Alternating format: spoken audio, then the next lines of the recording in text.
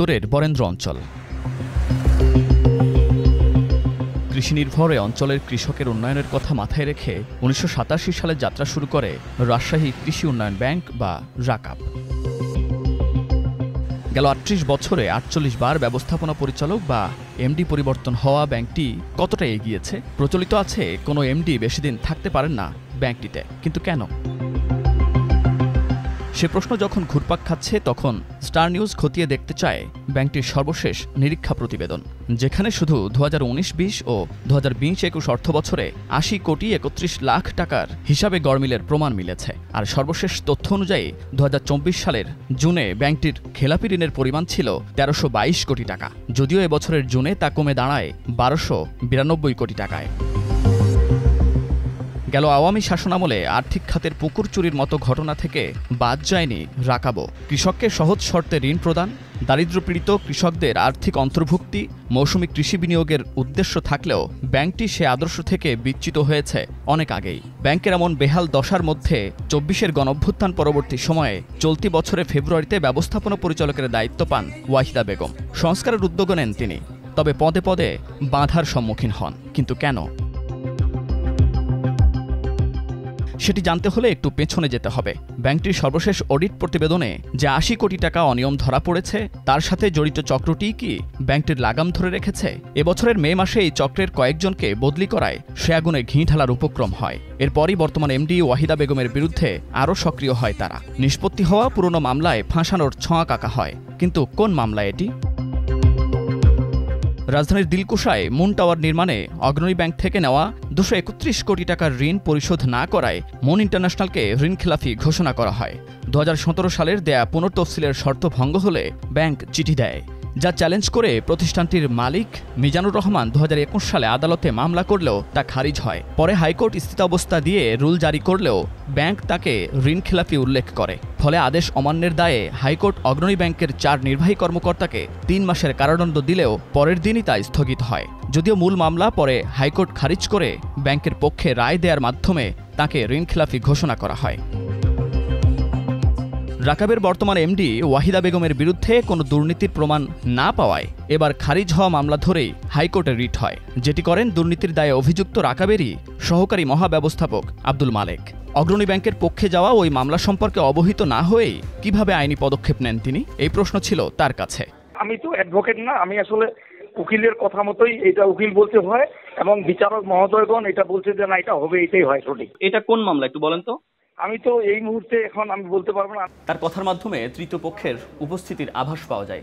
আর এই আব্দুল মালেকের বিরুদ্ধে এর আগে অনিয়ম দুর্নীতির প্রমাণ পেয়েছে ব্যাংকটির বিভাগীয় তদন্ত দল, যেসব কাগজপত্র স্টার নিউজের হাতে এসেছে।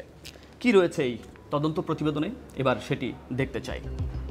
যেখানে দেখা গেছে রাকাবের বোদা শাখার ব্যবস্থাপকের দায়িত্বে থাকা অবস্থায় আব্দুল মালেক আরও কয়েকজন কর্মকর্তার সাথে সিন্ডিকেট করে সার্টিফিকেট মামলাভুক্ত ঋণ হিসাবে ক্রোকি পরোনা সহ বিভিন্ন সার্ভিস চার্জ অবৈধভাবে আদায় করে কৃষকের প্রায় ৩ কোটি টাকা আত্মসাৎ করে, যার সাথে আলমগীর হোসেন নামে আরও একজন জড়িত ছিলেন, যিনি সাময়িক বরখাস্ত হওয়া তৎকালীন শাখা ব্যবস্থাপক। এদের বিরুদ্ধে বাংলাদেশ ব্যাংক ও দুদকের তদন্ত চলমান রয়েছে। তবে দুর্নীতির সকল প্রমাণ থাকার পরও বিষয়টিকে উড়িয়ে দেন আব্দুল মালেক। সার্টিফিকেট আদালতের যাবতীয় খরচ শাখা ব্যবস্থাপক বহন করতে পারবে। এই সার্কুলারটা ভায়োলেট করে ম্যানেজমেন্ট আমার বিরুদ্ধে অভিযোগগুলো আনছে, যেখানে আত্মসাতের কোনো বিষয় নাই। আপনি একাই অভিযোগ করতেছেন? হ্যাঁ, আমি একাই তো করছি মামলাটা, রিটটা তো আমি একাই করছি। এমন পরিস্থিতিতে আব্দুল মালেকের বিরুদ্ধে আনা অভিযোগ তুলে নেয়ার জন্য চাপ দেওয়ার পাশাপাশি ব্যাংকটির বর্তমান ব্যবস্থাপনা পরিচালক ওয়াহিদা বেগমকে স্থানীয় প্রভাবশালীদের দিয়ে হুমকি ও হেনস্থার অভিযোগ আছে।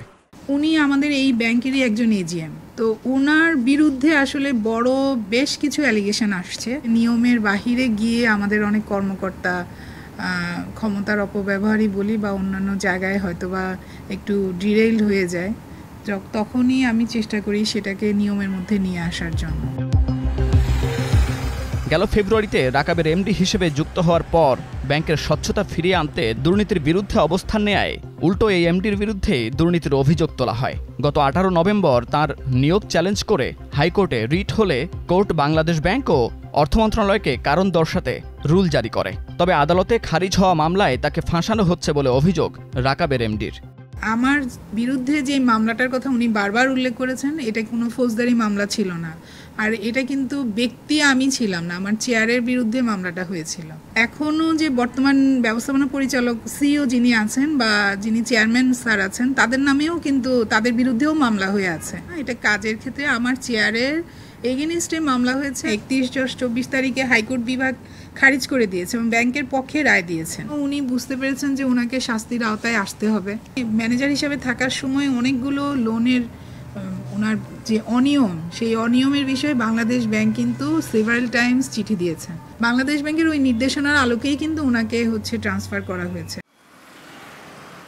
তবে অগ্রণী ব্যাংকের যে মামলায় ওয়াহিদা বেগমকে অভিযুক্ত করা হয়েছে, ওই ঘটনার সময় তিনি অন্য ব্যাংকে কর্মরত ছিলেন। সুতরাং ব্যাংকটিতে কর্মরত না থাকা অবস্থায়ও আসামির তালিকায় ওয়াহিদা বেগমের নাম আসায় এর যৌক্তিকতা নিয়েও প্রশ্ন দেখা দেয়। এছাড়া মামলায় রাখা হয়নি তৎকালীন ব্যবস্থাপনা পরিচালক সহ সংশ্লিষ্ট পদের ধারাবাহিকতা, যা নিয়ে উদ্বেগ প্রকাশ করেন অগ্রণী ব্যাংকের বর্তমান এমডি। এটা আমাদের ল ডিভিশন বলতে পারবে যে এটা মামলার কর্ম অনুযায়ী কী অবস্থানে আছে, সেটা তাদের কাছ থেকে শুনতে হবে। এটা আমি তো এই মুহূর্তে ভাষা জেনে আপনাকে উত্তর দিতে পারবো না, যেহেতু এটা একটা বিচারাধীন মামলা এবং পুরানো মামলা। 24 সালের আমি নভেম্বরে আসছি, এই সময় কী হয়েছে না হয়েছে আমি বলতে পারবো না। এটা একটা পরবর্তীতে আমি যখন জয়েন করছি তখন ধরাইছে। নানা অনিয়মে জড়ানো ব্যাংকটিকে যখন টেনে তোলার চেষ্টা করছে সরকার, তখন স্বার্থান্বেষী মহলও সক্রিয়। এ অবস্থায় সঠিক ব্যবস্থাপনা নিশ্চিত করে ব্যাংকটিকে এগিয়ে নেওয়া বড় চ্যালেঞ্জ হয়েই থাকল সরকারের সামনে। Munnaf Rashid, star news.